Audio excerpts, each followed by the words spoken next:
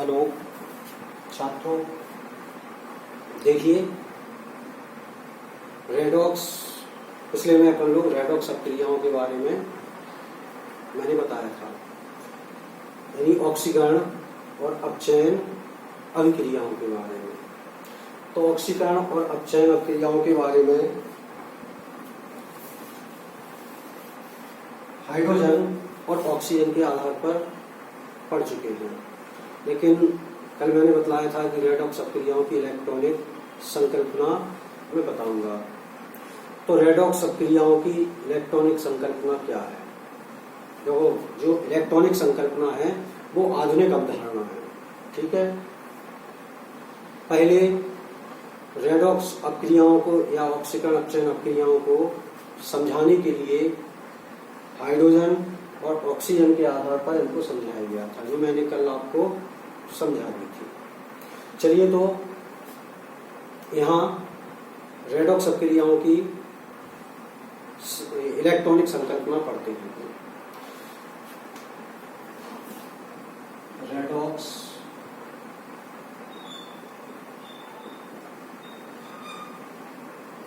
अभिक्रियाओं की इलेक्ट्रॉनिक संकल्पना।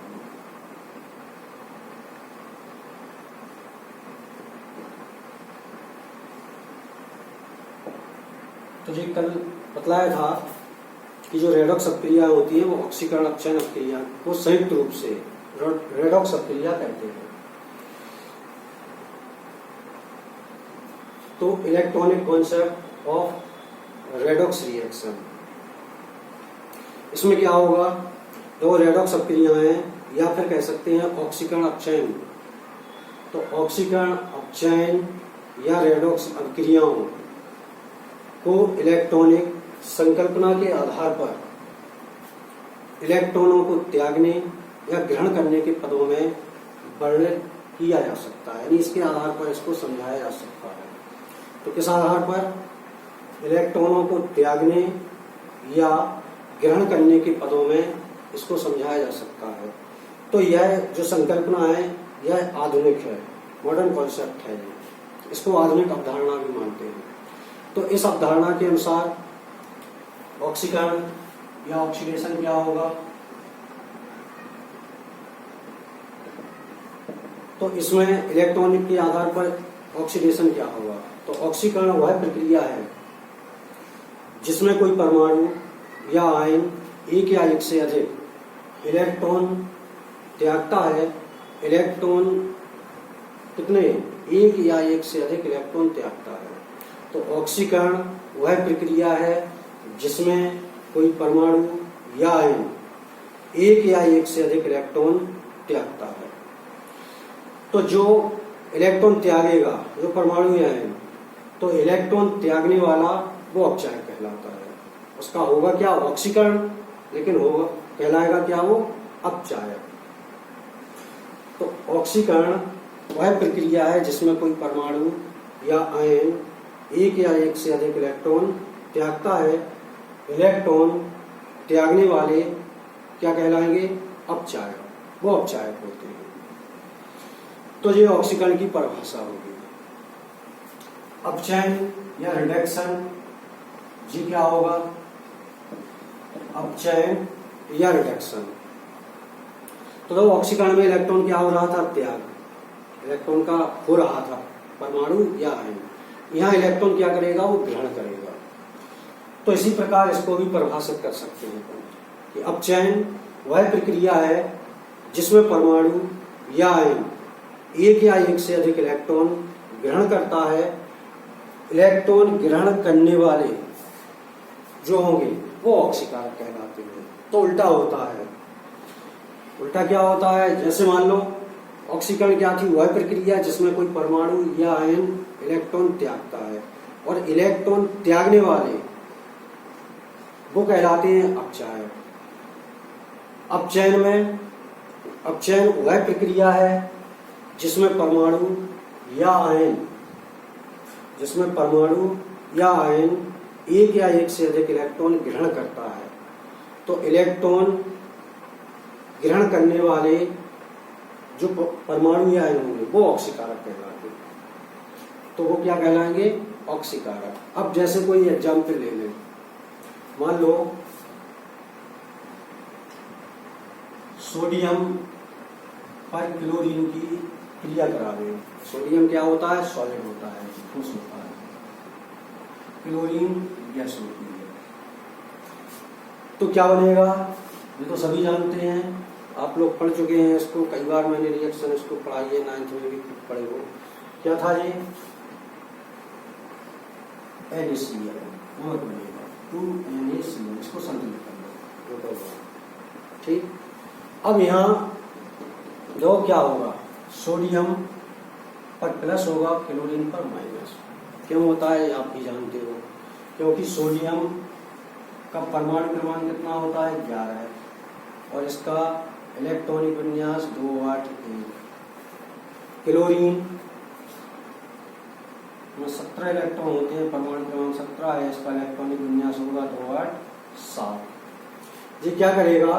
सोडियम अपना अष्टक पूर्ण करने के लिए क्लोरीन को 1 इलेक्ट्रॉन दे देता है, तो इसके 8 हो जाते हैं, इसका 1।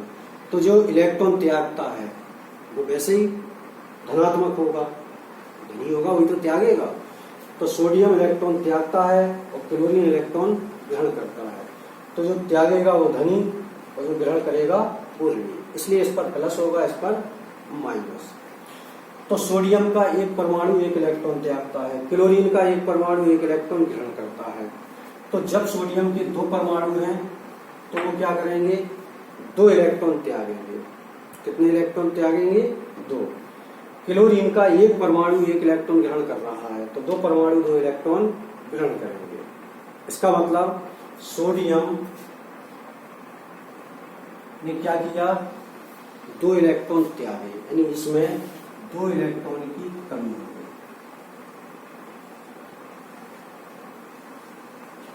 2 इलेक्ट्रॉन की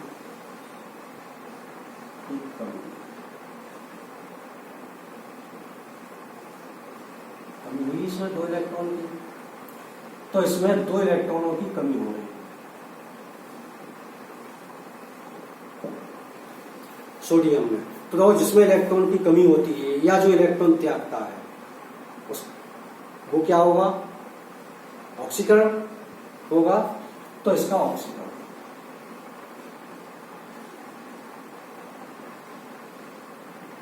इसमें हो गया सोडियम में। क्लोरीन इलेक्ट्रॉन ग्रहण कर रहा है, तो इसने कितने इलेक्ट्रॉन ग्रहण किए? 2 परमाणु ने 2, तो इसमें 2 इलेक्ट्रॉन प्राप्त किए। तो निश्चित है जब ये 2 इलेक्ट्रॉन प्राप्त कर रहा है तो इसमें अपचयन होगा, इसने 2 इलेक्ट्रॉन प्राप्त किए, तो इसने 2 इलेक्ट्रॉन की कमी हुई, यानी 2 इलेक्ट्रॉन त्याग दिए, तो इसका ऑक्सीकरण हो गया। इसने 2 इलेक्ट्रॉन ग्रहण किए, तो इसका अपचयन हुआ। ठीक। और भी एक एग्जाम्पल ले सकते हैं, मान लो जिंक पर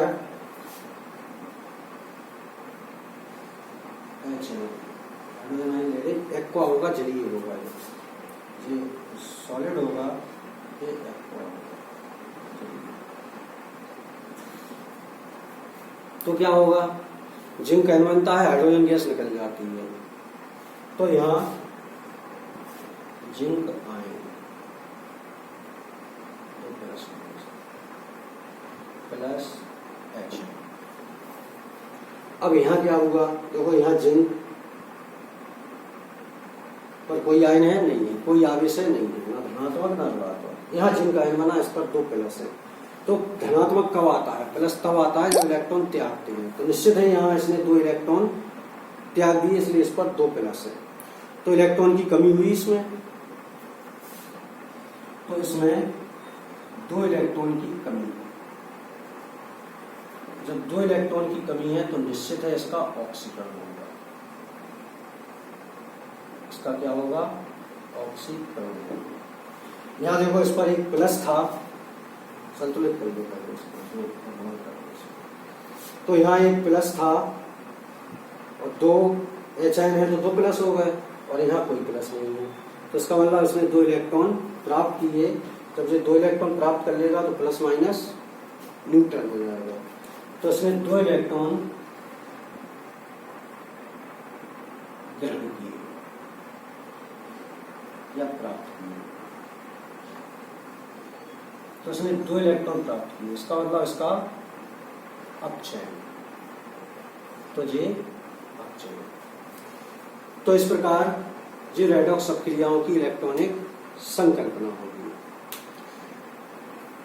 तो रेडॉक्स अपक्रियाओं की इलेक्ट्रॉनिक संकल्पना हो जाएगी। ऑक्सीकरण वह प्रक्रिया जिसमें कोई परमाणु या आयन एक या एक से अधिक इलेक्ट्रॉन त्यागता है, और इलेक्ट्रॉन त्यागने वाले क्या कहलाएंगे? अपचायक। अपचयन वह प्रक्रिया जिसमें परमाणु या आयन एक या एक से अधिक इलेक्ट्रॉन ग्रहण करता है। इलेक्ट्रॉन ग्रहण करने वाले क्या कहलाएंगे? वो ऑक्सीकारक कहलाते हैं। तो ये ऑक्सीकारक होंगे।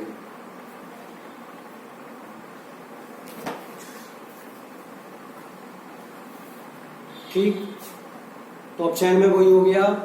अपचयन वह प्रक्रिया है इसमें परमाणु या आयन एक या एक से अधिक इलेक्ट्रॉन ग्रहण करता है, और इलेक्ट्रॉन ग्रहण करने वाले ऑक्सीकारक कहलाते हैं। तो ये मैंने 2 एग्जाम्पल आपको समझा दिया। अब जो ना आए समझ में तो कमेंट करके मुझसे पूछ सकते हैं या व्हाट्सएप करके पूछ सकते हैं। ठीक है, कल अपन पढ़ेंगे दैनिक जीवन में रेडॉक्स अपक्रियाओं का प्रभाव। ठीक, ओके, धन्यवाद।